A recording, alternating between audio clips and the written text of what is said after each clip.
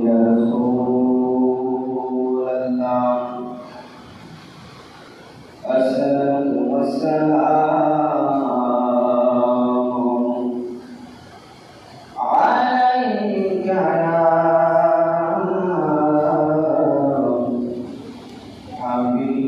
حبيب الله الصلاة والسلام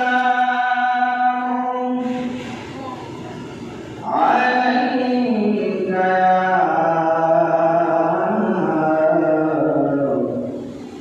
جد الحسين والحسين الصلاة والسلام عليك يا رحمة للعالمين الحمد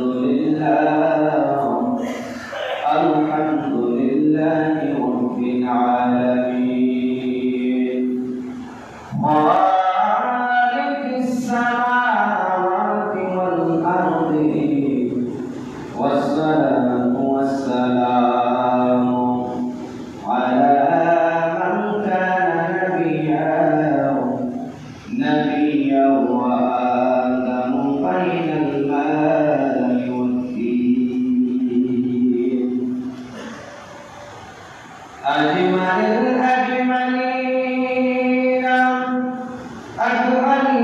الأكملين سيدنا ونبينا وشفيعنا وحبيبنا ومولانا محمد صلى الله عليه وسلم شكري আমার সাথে সাথে জবান খুলে মুহাম্মদ বলুন আউযু বিল্লাহি মিনাশ শাইতানির রাজীম বিসমিল্লাহির রাহমানির রাহিম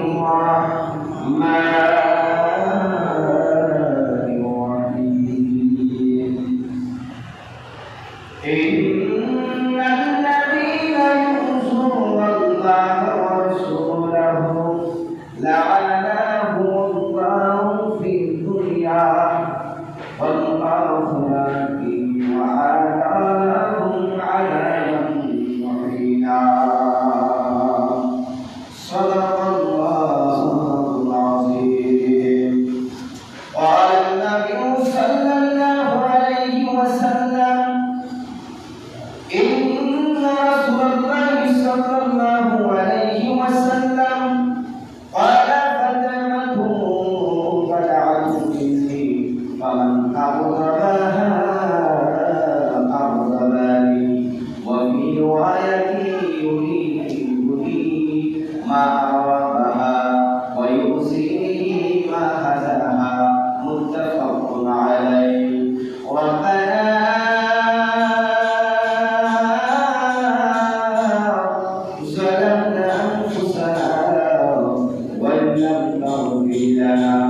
وترحمنا لنكون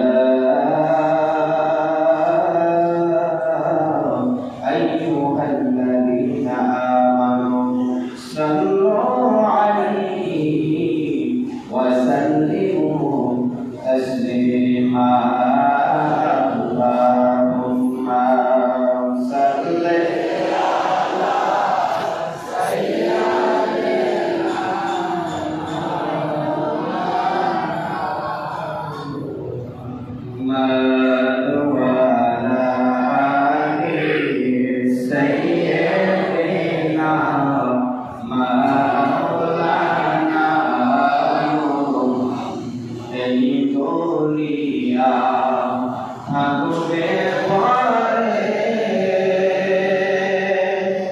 আমরা থাকব না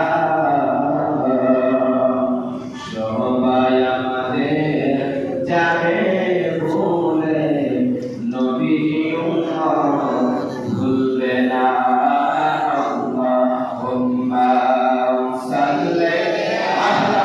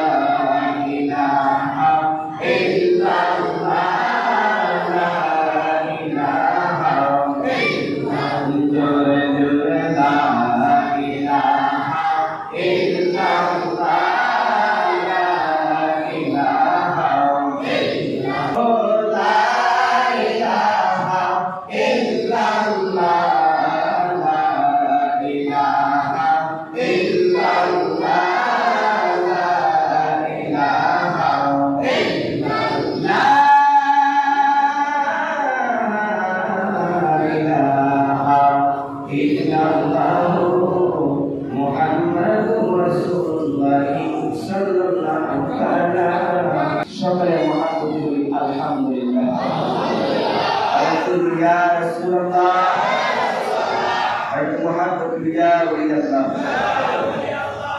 আল্লাহর দরবারে লাখো কোটি শুকরিয়া যে মহান আল্লাহ পাক আপনাকে আমাকে এই পবিত্র মুহররম মাসের তৃতীয় জুমায় আপনাকে আমাকে যাচাই বাছাই করে এই জুমার দিনে আসার এবং বসার এবং আমি গুণাগারকে কিছু কথা বলার আপনাদের শোনার তৌফিক প্রদান করে দিয়েছেন। আবার বলি আলহামদুলিল্লাহ। আজকে মুহররমের তৃতীয় জুমায় আলোচনা এসেছে আহলে বাইতের প্রতি বিদ্বেষের অশুভ পরিণাম, মানে আহলে বাইতের প্রতি যারা বিদ্বেষ করবে, যারা দুশ্মনী করবে, তাদের কি ঘটনা ঘটবে বা তাদের কি পরিস্থিতি হবে সেই সম্বন্ধে কিছু আলোচনা করব। আর যেহেতু ধারাবাহিকভাবে সাড়ে 11 আলোচনা করেছি, আমরা 10 মুহররম ইমাম মুসলিম রাদিয়াল্লাহু তাআলা যেভাবে কথা হয়েছে সেই ঘটনা বলেছি। এখন পরবর্তী কি ঘটনা ঘটেছিল সেই সম্বন্ধে কিছু আলোচনা করব। আল্লাহ পাক আমাকে সারা দুনিয়া করে এবং আপনাদের শোনাতে দিন এক করে শোনা আমিন।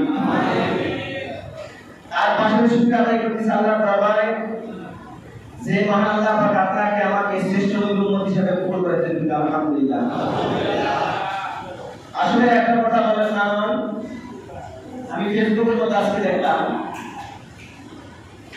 ওয়াহাবিদের যে আকীদা, ওয়াহাবিদের যে মন মানসিকতা, দেখেন আমার রাসূল পাক একটা হাদিসের মধ্যে বলেছেন وعن ابن عباس رضي الله تعالى عن رسول الله صلى الله عليه وسلم قال ان رجلا صمنا بين الركن والمقام فصلى وسام ثم علق لقي الله وهو مبغض لاهل البيت محمد دخل النار رواه হাকিম। হাদিসের মধ্যে রয়েছে আব্দুল্লাহ ইবনে আব্বাস রাদিয়াল্লাহু তাআলা বর্ণিত তিনি রাসূল পাক সাল্লাল্লাহু আলাইহি ওয়াসাল্লাম ইরশাদ করেছেন, যদি কোনো ব্যক্তি কাবা শরীফের উপরে হাজর আসওয়াদ মানে কাবা শরীফ দোয়া করতেছে লাবাইক আল্লাহুম্মা লাবাইক লা শারীকা লাক দোয়া করতেছে এবং হাজরা আসওয়াদ এবং ইব্রাহিম মাকামি ইব্রাহিমের মাঝখানে থেকে উনি আল্লাহর দরবারে দরখাস্ত করেছে এবং নামাজ আদায় করেছে, রোজা পালন করেছে। এতে কিন্তু আহলে বাইতের প্রতি তার বিদ্বেষ ছিল, আহলে বাইতের প্রতি মহব্বত ছিল না, বিদ্বেষ ছিল। ওইটা করা এবং হাজরা আসওয়াদকে চুমা দেওয়া এবং মাকামি ইব্রাহিমের সামনে দাঁড়ায় নামাজ পড়া, রোজা রাখা, যতই কিছু করুক না কেন নিঃসন্দেহে আহলে বাইতকে মহব্বত করার না কারণে, বিদ্বেষী করার কারণে আল্লাহ পাক তাকে চিরস্থায়ী জাহান্নামে পাঠিয়ে দিল। নাউজুবিল্লাহ। রাসূল পাক বলেন যে হজে যাওয়ার পরে দোয়া করো, হাজরা আসওয়াদ চুমা খাইলে এবং মাকামি ইব্রাহিমের সামনে দাঁড়ায় নামাজ পড়ে আল্লাহর দরবারে দোয়া কবুল হয়। আল্লাহ রাসূল বলেছে সে যদি আহলে বাইতের প্রতি বিদ্বেষ থাকে, দুশমনী থাকে, সে চিরস্থায়ী জাহান্নামী। এখন রাসূল পাক বলেছে জাহান্নামী সে যদি সারা বছর ইবাদত করে রাসূল পাকের শানে আহলে বাইতের প্রতি বিদ্বেষ করে, সেই ব্যক্তি কি জান্নাতে যাইতে পারবে? না। উত্তরে জান্নাতে যাইতে পারবে? না। ফেসবুকের মধ্যে আমি দেখলাম ওয়াহাবি আসলে ওয়াহাবি ছাত্র দাঁড়ালো জুবাইর আহমেদ তাশরিফ আমাদের আহলে সুন্নাত জামাতের যিনি প্রণোদক যুবকদের যিনি আলেম আল্লামা গিয়াসউদ্দিন আত-তাহির সাহেব উনি একটা গজল লিখেছিলেন যে মা ফাতেমা নয় কোই হযরত তারে জানে যান। ইমাম মুসলিম শহীদুল কারবার বাজারে এই একটা গজল গাইছিল। সেই গজলটা 40 টাকা 50 টাকা দিয়ে আমার রেকর্ড করছে। রেকর্ড করার পরে এখন করতেছে তার ওলামারা যারা আছে, বড় বড় আলেম যারা আছে, তারা বলতেছে তুমি যে গজলটা গাইছো এই গজলটা ইউটিউব থেকে তুমি ডিলিট করো, ফেসবুক থেকে ডিলিট করো। কারণ কি যে তুমি মা ফাতেমা বলা কেন? নবীজির স্ত্রী হলো আমাদের জন্য মা, ফাতেমা তো আমাদের জন্য মা, সে তো বোন। দ্বিতীয় কথা হলো যে শ্রেষ্ঠতার মধ্যে আছে যে ইমাম মুসলিম রাদিয়াল্লাহু তাআলা যে কারবার মাত্র শুনতে এটা তো ইলমে গায়েবের খবর। আল্লাহ পাক আমার রাসূল পাককে জানিয়েছেন এই ইলমে গায়েব যিনি উল্লেখ করেন সেই জন্য বলেন যে এই গজলটা ডিলিট করেন, বেদাতদের কাছে বেদাত হয়ে গেছে। এখন দেখেন আল্লাহ রাসূল পাক বলেছেন, আল্লাহ পাক বলেছেন সকল মুসলমান ভাই কিন্তু ভাই ভাই, সকল মুসলমান ভাই এবং যত মহিলা আছে সকল মুসলিম মহিলা আমার বোন। এখন আমরা যদি সেটাকে উল্লেখ করি দেখা যায় সকল মুসলমান যদি ভাই ভাই হয় তাহলে আমার মা বাবা হয়ে যায়, সুপ্রিম হয়ে যায়। কিন্তু না, মা ফাতেমা রাদিয়াল্লাহু তাআলা সকলের জন্য মা। সুবহানাল্লাহ। এই এক্সাম্পলটা দেওয়ার জন্য ওয়াহাবিদের যে আকীদার গ্রুপ পোষণ করেন যে মা ফাতেমা বলার কারণে এবং রাসূল পাককে বললেন যে ইলমে গায়েবের নিশানা বলার জন্য সে 40,000 টাকা খরচ করার পরেও সে বলতেছে তার আকা বিদ্যালয়ে বড় বড় হুজুরা বলছে যে তুমি এটা বাদ দাও, এটা ডিলিট করার কারণ হলো এখানে ইলমে গায়েবের কথা বলেছে। কিন্তু আমার রাসূল আল্লাহ পাক বলেছে ওমা আরসালনাকা শাহিদান ওয়া মুবাশশিরান ওয়া নাযীরা, আমি আমার বন্ধুকে সাক্ষী দাতা হিসেবে হাজির এবং নাজির হিসেবে প্রেরণ করেছি। সুবহানাল্লাহ। হাজির নাজির মানে গায়েব মানে আহলে বাইতের মহব্বত আসলে তাদের অন্তরের মধ্যে আগুন লেগে যায়। সেই জন্য আমার রাসূল পাক বলেছে সে হজ করতে পারে, হাজরা আসওয়াদের মধ্যে চুমা দিতে পারে, মাকামি ইব্রাহিমের সামনে নামাজ পড়তে পারে, তারপরে সে নিঃসন্দেহে জাহান্নামে চলে যাবে। কারণ কি সে আহলে বাইতের বিদ্বেষী কথা বলে ঠিক না ঠিক? আপনার হাদিসের মধ্যে বলেছে রাসূল পাক বলেছে যে আমার উম্মতের মধ্যে আমল নাই ঈমান আছে। কি নাই? বুঝলেন? আমল নাই কিন্তু ঈমান আছে। এই ঈমানের কারণে আমল যদি না থাকে, ঈমানের কারণে একবার হলেও সে জান্নাতের মধ্যে প্রবেশ করবে। সুবহানাল্লাহ। আমরা যারা আহলে বাইতকে মহব্বত করি আমরা কিন্তু আমাদের মধ্যে কিন্তু আমলের ত্রুটি বেশি, ঠিক না? এরপরে কিন্তু আমরা আমল করতে হবে, আল্লাহ রাসূল পাকের আইন মানতে হবে। সেই দিকে লক্ষ্য করে আমি চলনা আমাদের সম্মুখে করব। যেহেতু এটা গরমের মাস শেষ হয়ে এখন হাইলাইট চলে এসেছে, আর আজকে খুব আলোচনা এসেছে যে আহলে বাইতের প্রতি বিদ্বেষ করে কি পরিণত হয় সেই সম্বন্ধে আলোচনা আপনাদেরকে করব। আরেকটা কথা আপনাদেরকে বলি, আমরা যারা ইমামতি করি, আমরা যারা ইমাম সাহেব আছি, এই যে চেয়ারটা, এই চেয়ারে কিন্তু সত্য চেয়ার, কিন্তু কোন চেয়ার না। এই চেয়ারে বসে সত্য কথা বলতে হবে। মানা না মানা আপনাদের ব্যাপার, মানা না মানা আপনাদের ব্যাপার। রাগ হন বা বাইরে আমাদের দেখার বিষয় নয়। মূলত হলো হাদিস শরীফে যা আছে, কোরআনে যা আছে আমাদের বলতে হবে। মানা না মানা আপনাদের ব্যাপার। আমি কত জুমায় বলেছি আমার কাছে সত্য আছে, আমি না বলে বলতেছি না। আমি কত জুমায় বলেছি আপনারা যারা মোকামের মধ্যে জারি গান বা এবার ভঙ্গি করেন, আমি বলেছি আবুল্লাহ থেকে 100 জুড়ে রাখার জন্য। এটা কি আমার অপরাধ হয়ে গেছে? না। অপরাধ হয়েছে? না। কারণ আপনার বোন, আমার মা, আপনার মা, সকলের মা, আল্লাহ পাক পর্দা ফরজ করে দিয়েছেন মহিলাদের জন্য। একটা বগি প্রেগনা মহিলাদেরকে দেখলে পুরুষের কত নষ্ট, মহিলারা কত নষ্ট। এখন তারা একটা যুক্তি দিচ্ছে, আমার কাছে যুক্তি দিচ্ছে যে যখন মানুষ খানা খাবার হজ করার জন্য যায় তখন তো মহিলা পুরুষ সেখানে থাকে। এখন আমি আপনাদের কাছে জানতে চাই, হজটা যার উপর ফরজ হয়েছে ব্যক্তিদের হজ যান, ঠিক না? হজের কত কোনো কাজ আছে, আপনার ওয়াজিব ফরজ আছে। এখন আপনার হজের যদি আপনি তুলনা দেন তাহলে আপনার যুক্তি চলবে না। এই যুক্তি জন্য আমি মা বোনদেরকে বলতেছি, আমি কারো মনে কষ্ট দেওয়ার জন্য আমি আলোচনা করি নাই। আমার কোরআনে হাদিসে যা আছে আমি তাই বয়ান করতেছি। এই জন্য আপনি মনে হয় কষ্ট দিতে তাতে আমার কোনো বিষয় নাই। কারণ মরার পরে আল্লাহ তাআলা আমার জবাবদিহি করতে হবে। আমি যেই চেয়ারের মধ্যে বসি এটা হলো সত্য চেয়ার, এই চেয়ারের মধ্যে বসে সত্য কথা বলতে হবে। কথা বলতে ঠিক নেই। এখন না আপনাদের ব্যাপার সেদিকে আমি যাব না। বিশেষ করে আমি যে আলোচনাগুলি করি আপনারা মনোযোগ সহকারে শুনবেন আমি কি বলতেছি। কোন হাদিসের বাইরে বলে আপনারা অনেক মানুষ হাদিস জানেন, কোন হাদিস সম্পর্কে আপনার ধারণা আছে। আমি কোন হাদিসের বাইরে কোন কথা বলি না, আমার মনে কষ্ট দিতে আমি কথা বলছি। কারণ আপনার মা, আপনার বোন, আপনার দ্বারা যদি আপনার মা বোন জাহান্নামে যায়, আপনার কথা যদি না মানতে পারে, এটা আপনার জবাবদিহি করতে হবে। এই কথা বুঝাতে গেলে যে আমার উপরে ফুটো আসে, মূল্যার ফুটো লাগে, আমার অনেক মানুষ ফুটো দেয়, সেদিকে আমি কোনো লক্ষ্য করি না, আমার কোনো সমস্যা হবে না। কারণ আমি আল্লাহ এবং রাসূলের দোয়া করি। আল্লাহু আকবার। আল্লাহ যেই পথে রাজি, আমার রাসূল তাকে সেই পথে রাজি। আর যে কথাগুলো আমার কোন হাদিসে ফুটার মধ্যে আছে আমি সেই কথাই বলবো। মানা না মানা আপনাদের ব্যাপারে একটু সুন্দর আছে। আল্লাহ পাক আপনাকে আমাকে সেই পথে চলার তৌফিক দান করুন। আমিন। আল্লাহুম্মা সাল্লি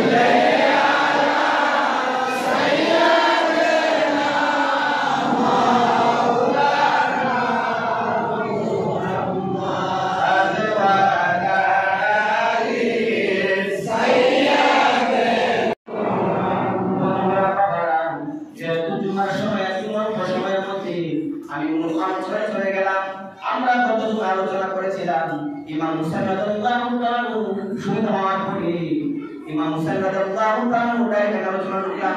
ইমাম মুসলিম রাদিয়াল্লাহু তাআলা মাতা মুবারক মুবারক যখন শেখ মুবারক এই সীমার বন্ধের মাথার মধ্যে লাগায়া দুল চিটা করে দুলবার নামাজে বললাম উপরে দিকে তুলে এবার উপরে দিকে তুলে প্রত্যেকটা নামাজে আনন্দ বেশি যখন আরম্ভ করে দিলেন ইমাম মুসলিম রাদিয়াল্লাহু তাআলা তার মাওলানা সফরের মধ্যে যারা পুরুষ ছিল তাদের কল্লা আলাদা করে ফেলেছে, তাদের ঘুরে ঘুরে বুড়ি মোবারক জমিনের মধ্যে রেখে দিয়ে কল্লাগুলো যখন বললেন বসার আগের মধ্যে নিয়ে যখন উঠানো করে দিকে রওনা হয়ে গেল। 3 দিন হয়ে গেল এই লাশ মোবারক তুলিতে বাড়িতে তার উপর দিয়ে ঘোড়া চড়াইলেন। এই বেঈমানের দল ইমাম মুসলিম রাদিয়াল্লাহু তাআলা দেহার পরে ঘোড়া চড়াইলেন, তার বাবার তুলের উপরে ঘোড়া চড়াইলেন। 3 দিন হয়ে গেল তাদের কোনো দাম হয় না, ঘোড়া বাড়িতে পড়ে গেলেন। এই মুহূর্তে কিন্তু কাফের বেঈমানের মধ্যে যারা মৃত্যুবরণ করেছে, যারা মারা গেছে তাদেরকে তারা কবরস্থ করল। এই মাহানে বাইতে ইমাম মুসলিম রাদিয়াল্লাহু তাআলা যারা ছিল তাদেরকে কোনো দাফন করে নাই, তাদের কোনো গোসল করানো হয় নাই, তাদেরকে কোনো কবরস্থ করা হয় নাই। কারবালার আশেপাশে যে এলাকাগুলো ছিল 3 দিন পরে সকল এলাকার লোক আসলেন ইমাম মুসলিম রাদিয়াল্লাহু তাআলাকে দেখার জন্য।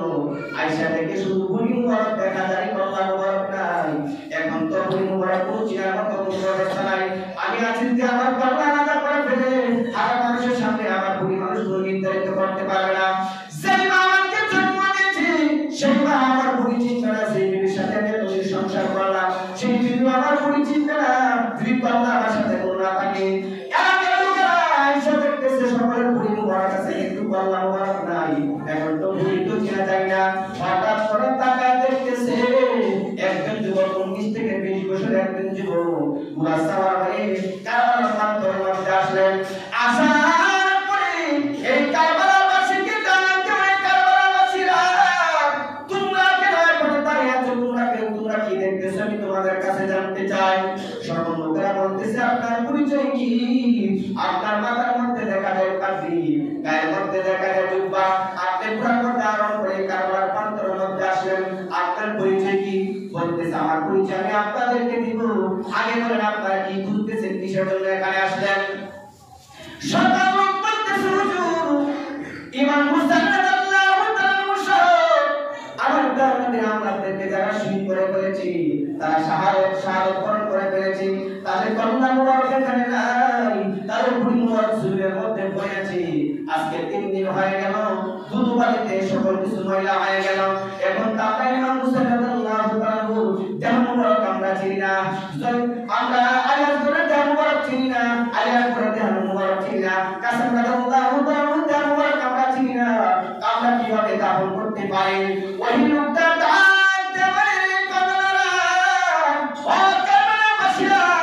আমি তোমাদেরকে পরিচয় দিতেছি, এটা হলো ইমাম হুসাইন রাদিয়াল্লাহু তাআলা, এটা হলো হযরত কাসেম রাদিয়াল্লাহু তাআলা, এটা হলো আলী আকবর তাআলা, এটা হলো আলী আকবর তাআলা।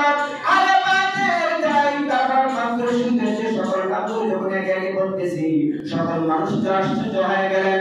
দাঁড়াতে মনে হুজুর, ও হুজুর আমরা 3 দিন পরে আসলাম দাফন করার জন্য, আমরা দেহ মুবারক চিনতে পারি নাই, কাজটা আমার কোনটা আমি চিনতে পারি নাই, কিন্তু আপনাকে দেখা যায় আপনার 20 থেকে 30 বছরের যুবক, আপনি কিভাবে চিনলেন? এটা ইমাম হুসাইন রাদিয়াল্লাহু তাআলা দেহ মুবারক, এটা কাসেম রাদিয়াল্লাহু তাআলা দেহ মুবারক।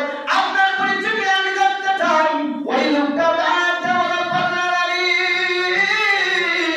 আমাকে তোমরা চিনতে পারলে না, আমি ভাইরা ইমাম হুসাইন রাদিয়াল্লাহু তাআলা সন্তান, আমার নাম হইল যায়নাল আবেদিন। চিৎকার করে বলুন আল্লাহু আকবার।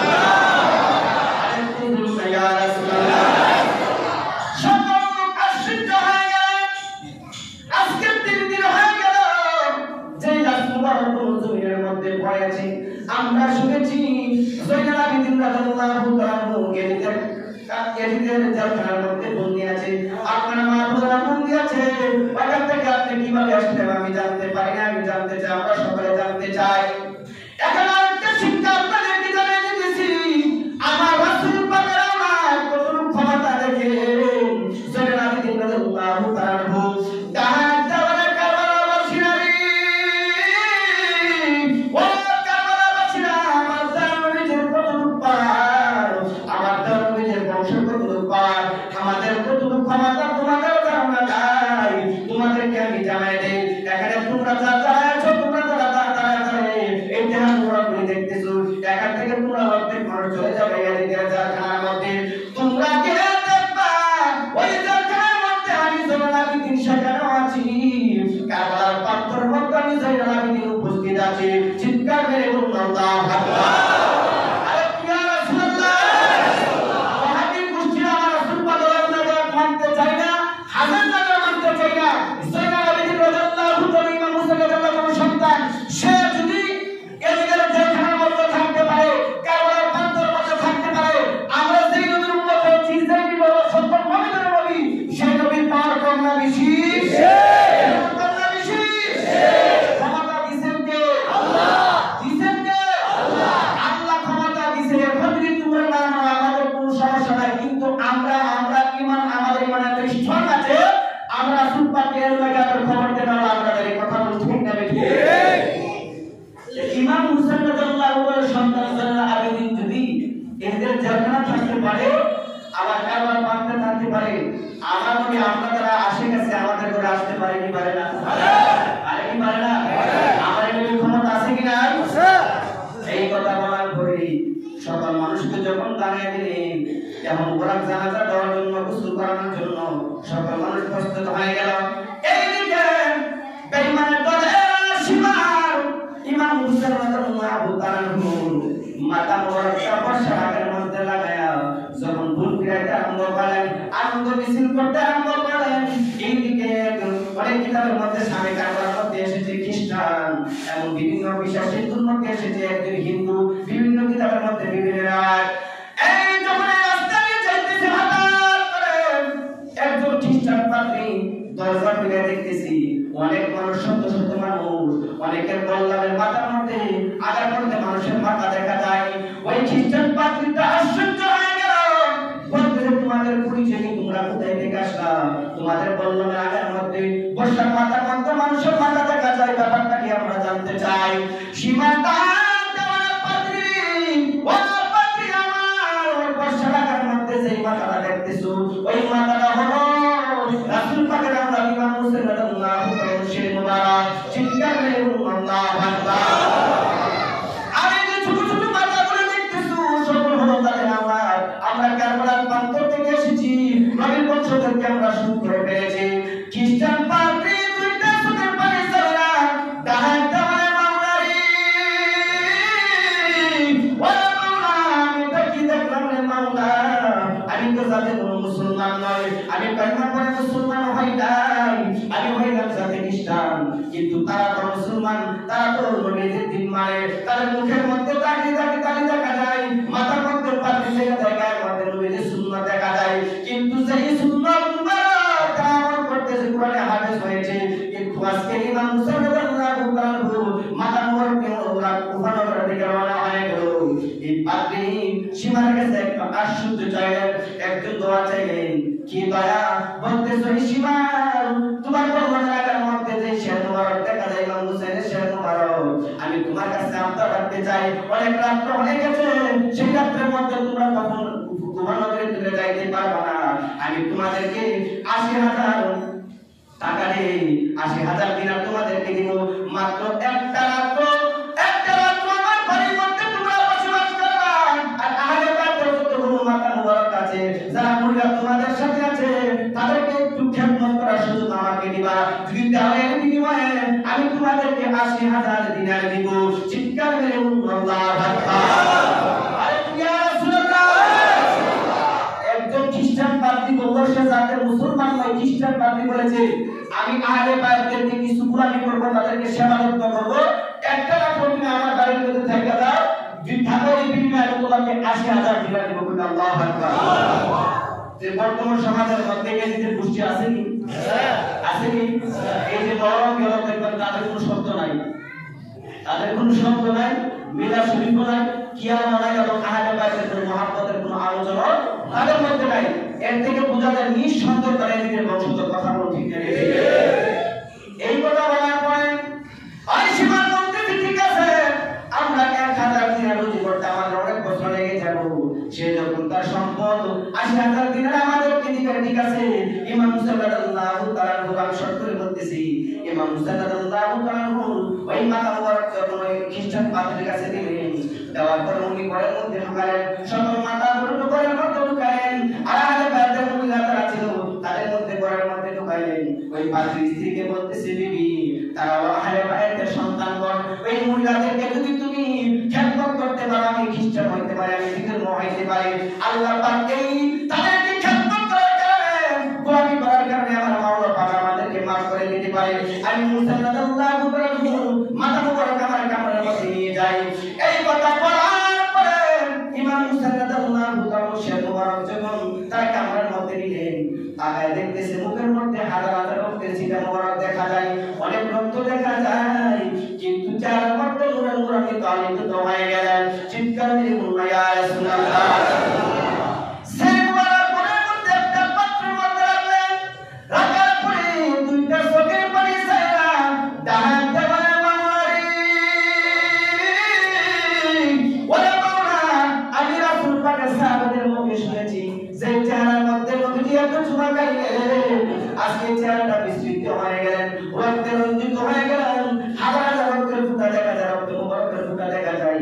এই কথা চিন্তা করিয়া ইমাম সাল্লাল্লাহু তাআলা মাথা মুবারক ভালোভাবে উনি গোসল করেন, দৌত করেন, দৌত করার পরে একটা পাত্রের মধ্যে রাখা উনি কাঁদতে কাঁদতে ঘুমিয়ে গেলেন। ঘুমের ঘরের মধ্যে স্বপ্নে তাকায় দেখতেছি ইমাম সাল্লাল্লাহু তাআলা মাথা মুবারক থেকে আসমান পর্যন্ত একটা লাইটের আলোর মধ্যে আলোকিত হয়ে গেল। হওয়ার পরে দেখতেছে ওই খ্রিস্টান পাদ্রী ঘরের মধ্যে একদল পাখি আসবে, ছোট ছোট পাখি আইসা ইমাম মুসা রাদিয়াল্লাহু তাআলা কপালের মধ্যে চুমু খাইতেছে, চোখের মধ্যে চুমু খাইতেছে, ঠোঁটের মধ্যে চুমু খাইতেছে, সেই গলা মুবারকের মধ্যে কাটা জায়গা আছে সেই জায়গার মধ্যে চুমু খাইতেছে। একজন চলে যাইতেছে, আরেকজন পাখি আসতেছে, বিভিন্ন রঙের পাখি আসতেছে। হঠাৎ করে তাকায় দেখে এমন একজন লোক দাঁড়ায় আছে, তার মাথার মধ্যে সবুজ পাখি দেখা যায়, পাখি আছে মাথার মধ্যে, পাখি আছে গায়ের মধ্যে, চুমু আছে, দুইটা চোখের পানি ছাইরা ইমাম মুসা রাদিয়াল্লাহু তাআলা শের মুবারকের সামনে দাঁড়ায়া শের মুবারক মাথা মুবারকটা নিলেন, নেওয়ার পরে চুমু খাইতেছে আর কান্নাকাটি করতেছে। পাখিটা দেওয়ালে হুজুর আপনার পরিচয়টা কি? আমি জানতে চাই আপনার পরিচয়টা একটু আমাকে দেন। এই পাদ্রী পরিচিত লোকটা ডাহাত দেওয়ালে পাদ্রী, ও পাদ্রী, সেই নবীর মুহাম্মদে তুমি ইমাম হুসাইনের শান মোবারক তুমি গোসল করাইলা, ইমাম আওলাদের ইমাম হুসাইন রাদিয়াল্লাহু তাআলা মোবারক তুমি গোসল করাইলা, তার আওলাদদেরকে তুমি সেবা করলা। তুমি করার জন্য তুমি যে ঘরের মধ্যে তোমার 80,000 দিনার তুমি তাদেরকে দিয়ে দিলা সীমানা দলকে। সেই নবীর জন্য পাগল, সেই নবীর কথা তুমি শুনেছো, ইমাম হুসাইনকে চুমু খাইতো, হাজার হাজার বার চুমু খাইতো। ওই লোকটা আমি ওই নকল লোক নই, আমি হইলাম ওই তার নাম, আমার নাম হইল মুহাম্মাদুর রাসূলুল্লাহ, আমি হইলাম দয়াল নবীজি। চিৎকার করে বলুন ইয়া রাসূলুল্লাহ।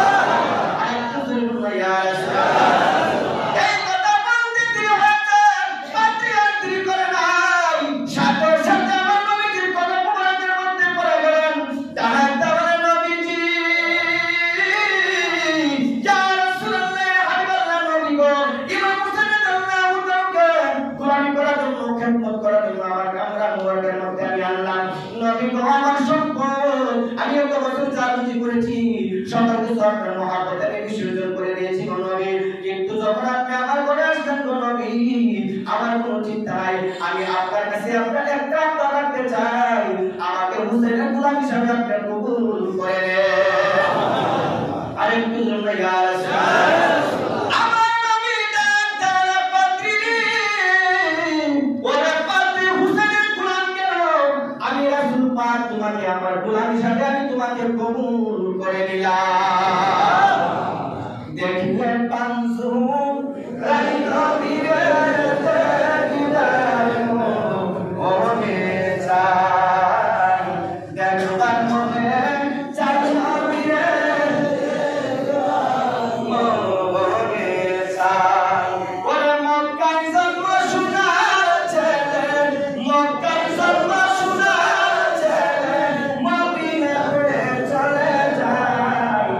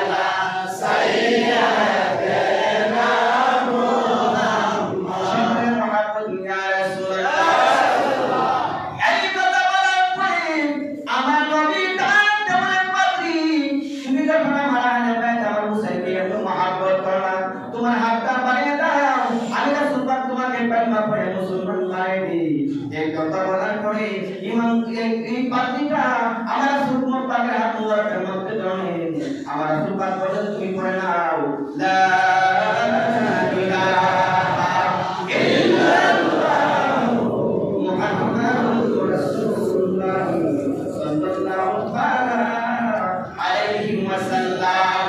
যখন কলমা পড়ে মুসলমান হয়ে গেলেন তার কলমের মধ্যে একটা জিকির আরম্ভ হয়ে গেলেন, জিকির করতেছে লা ইলাহা ইল্লাল্লাহ লা ইলাহা ইল্লাল্লাহ এইভাবে জিকির করার পরে যখন তার কামরা থেকে উনি বের হলেন এমন সময় সীমা দেখতেছে মদ পান করে আল্লাহ আল্লাহ কথা বলতেছে পাপি তুমি এই কালমা কোথায় পেলে কিসের জন্য তুমি পড়লা? পাখিটা দেওয়ালে সীমা ও সীমা যেইগুলো পুরো কালমা পড়ে তুমি মুসলমান হইলা।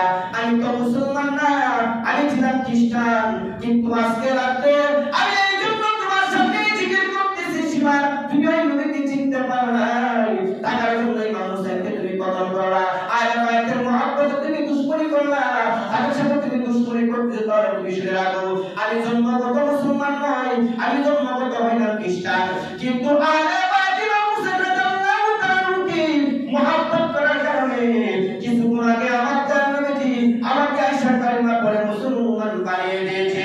চিৎকার করে আল্লাহু আকবার।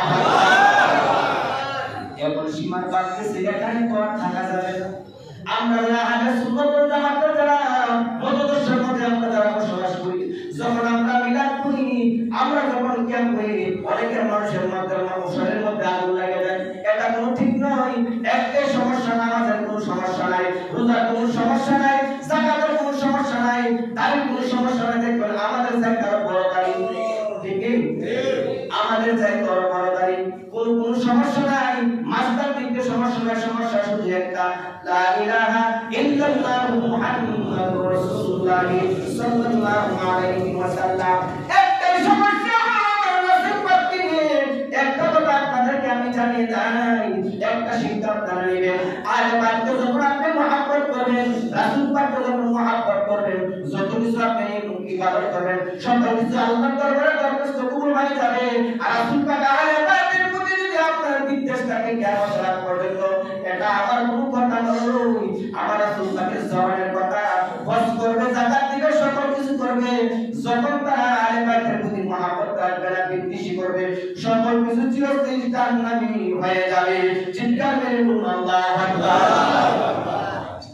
সীমাকে যখন জানা দিলেন, এখন সীমা বলতেছে না এখানে থাকা যাবে না। ইমাম হোসেন রাদিয়াল্লাহু তাআলা মাথা মোবারক নিয়ে এজিদের দরবারে চলে গেলেন। খার দরবারে, খার দরবারে, এজিদের দরবারে চলে গেলেন। মাথা মোবারক এজিদের দরবারের মধ্যে দিলেন। দেওয়ার পরে রাত্রে এজিদের বিবি এবং নিজে যখন ঘুমের ঘরের মধ্যে গেলেন, ঘুমাইলেন। এই ঘরের মধ্যে কামরার মধ্যে আমি সত্য বলতেছি ইমাম হোসেন রাদিয়াল্লাহু তাআলা মাথা মোবারকটা একটা পাত্রের মধ্যে রাখলেন। রাখার পরে যখন স্বামী স্ত্রী ঘুমিয়ে পড়েন, হঠাৎ করে তাকায় দেখতেছি ওই সীমারের ওই এজিদের ঘরটা একদম আলোকিত হয়ে গেল, নূরান্বিত হয়ে গেল। তার বিবের ঘুমটা ভেঙে গেল। ব্যাপারটা কি? আমরা ঘুরে ঘরের মধ্যে আমরা তো বাতি নিয়ে ফেলেছি, এত আলো কোথায় থেকে আসতেছে? ব্যাপারটা নিয়ে আমি তো জানতে চাই। হঠাৎ করে যখন তাকায় দেখতেছি বাবা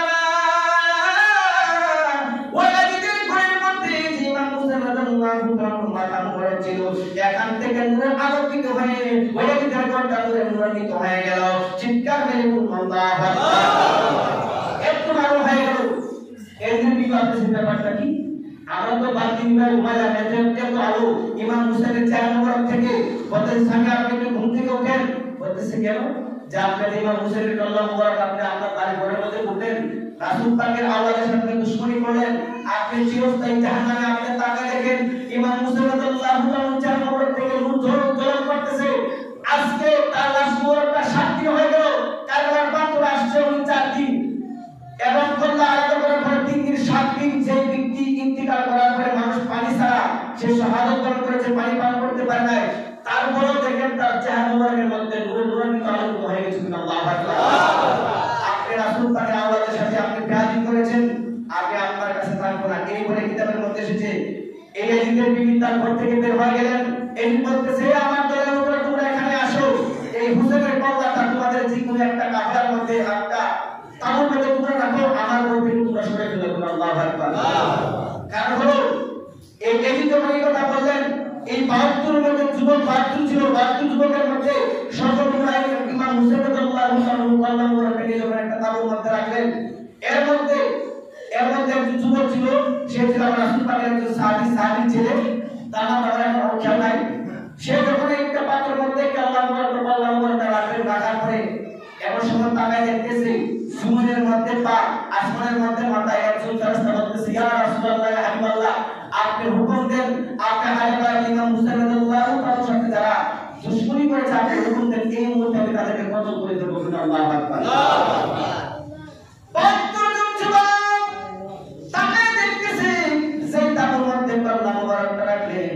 জমিনের মধ্যে পা, আকাশের মধ্যে মাথা, বলতেছি ইয়া রাসূলুল্লাহ ইয়া হাবিবাল্লাহ, আপনি হুকুম দেন, আমি তাদেরকে ধ্বংস করে ফেলি। আমার রাসূল পাক বললেন, একটু সবর করো। দ্বিতীয়বার আরেকটা ফেরেশতা আসলেন, আসার পরে বলতেছি ইয়া রাসূলুল্লাহ ইয়া হাবিবাল্লাহ, আপনি একটু হুকুম দেন, আমি তাদেরকে ধ্বংস করে ফেলি।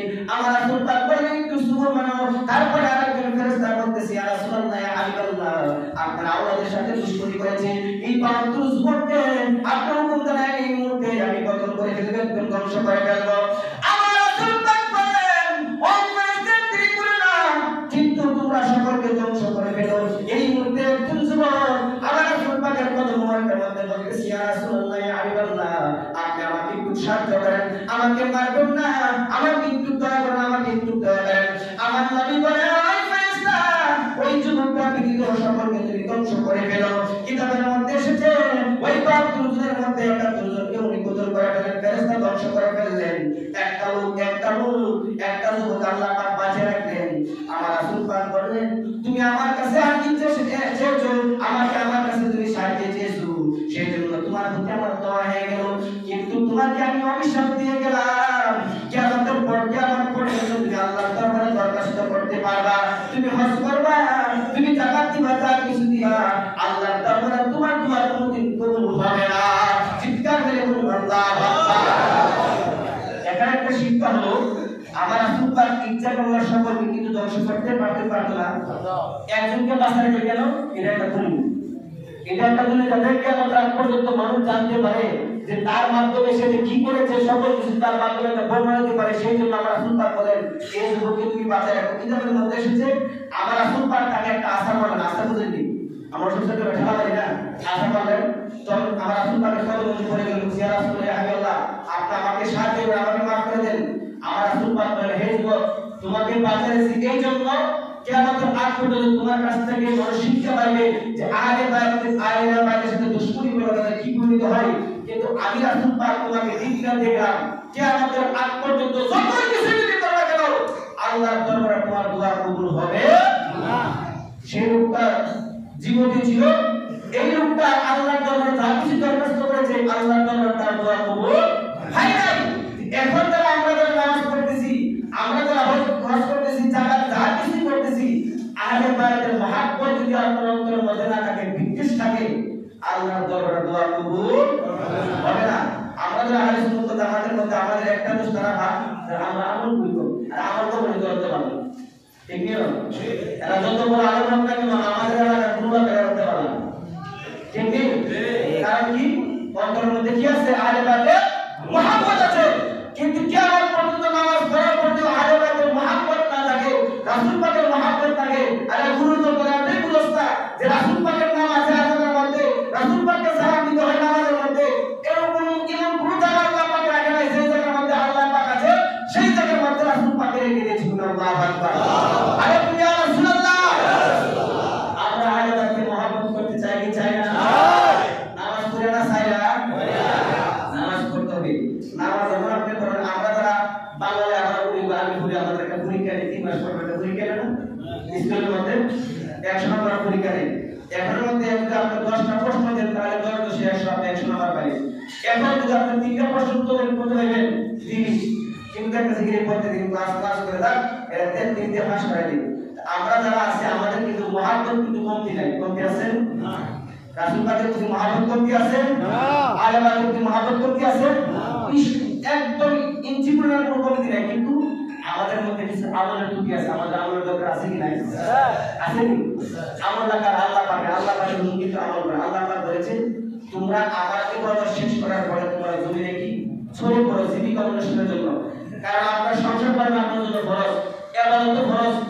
কাছে আল্লাহ পাকের সর্বকিছু যতটুকু কাজে একটা জিনিস দেখেন রাসূল পাকের যে আমরা মহব্বত কিসের জন্য করি যখন আপনি প্রস্তাব আপনি যাবেন যখন যদি আপনি প্রস্তাবের মধ্যে রাসূল পাকের সুন্নতির মধ্যে আপনি প্রস্তাব করেন এই প্রস্তাব করার মধ্যে আপনি সওয়াব পাইবেন পায়খানার মধ্যে রাসূল পাকের সুন্নতির মধ্যে আছে কিনা যেন আপনার পায়খানার মধ্যে রাসূল পাকের সুন্নত আছে খাবারের মধ্যে রাসূল পাকের সুন্নত আছে যেই জায়গা আপনি চলতে গেলে যতগুলো কাজ আছে প্রত্যেকটা কাজের মধ্যে রাসূল পাকের সুন্নত আছে আর এই সুন্নত যদি আপনি পরিপূর্ণভাবে আদায় করেন তাহলে আপনি পরিপূর্ণভাবে আদায় করে আপনি খাস বন্ধ হয়ে যাবেন রাসূল পাকের প্রিয় উম্মত হয়ে যাবেন তখনই আল্লাহর দরবারে আপনার দোয়া কবুল হয়ে যাবে আল্লাহু আকবার কিন্তু আমাদের মুসলিম যারা আছে 30 বছর 40 বছর যারা নামাজ পড়তেছে আমি অনেকটা খেয়াল করি আমাদের মুসলিমের মধ্যে উযু ঠিক সঠিকভাবে হয় না অনেক মুসলিম আছে সেই জন্য তো আমরা নামাজের মধ্যে তৃপ্তি পাই না উযুর মধ্যে কেমন গল্প করি দেখে আপনারা ইনশাআল্লাহ বরকত করে দেখিটা যত তাজুলি কথা সব উযুর মধ্যে কিন্তু উযু যখন আপনি করবেন চুপ থাকতে হবে উযুর মধ্যে দোয়া করতে হবে পবিত্র থাকতে হবে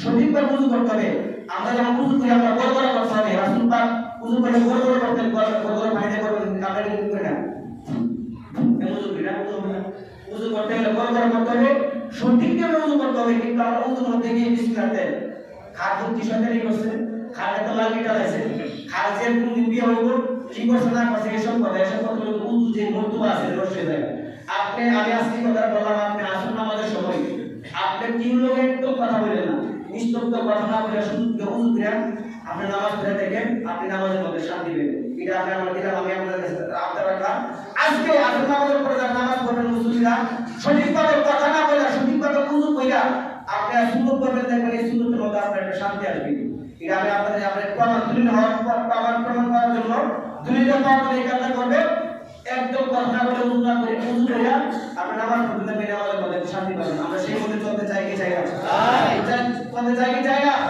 আল্লাহ পাক আপনাকে আমাকে সেই মধ্যে চলার তৌফিক দান করুন সকলে আমিন আমি কিছু বলতে আজকে আমরা সব কিছু বলবে শুনেন উনি কি বলেন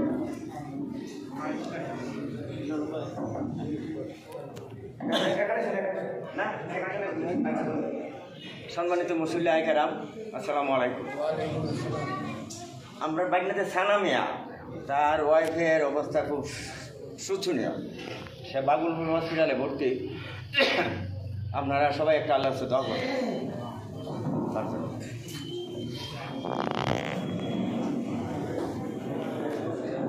দোয়া করার জন্য সালামে বলে আচ্ছা আর অনেকে দোয়া যে ফেরদৌস কি তারপরে শুনছে সে দোয়া চাইছে কারণ দোয়া করবে আর অনেক মানুষ আছে দোয়া চাইছে সবাই কাজ করে দোয়া করবে আচ্ছা কারণ যেটা একজন মহিলা তার সাথে বাইরে থাকে সেই উদ্দেশ্য করে মসজিদের 500 টাকা দিয়েছে এই মহিলার জন্য কাজ করে দোয়া করবে আল্লাহ পাক এই মহিলার মনে সম্পূর্ণ করে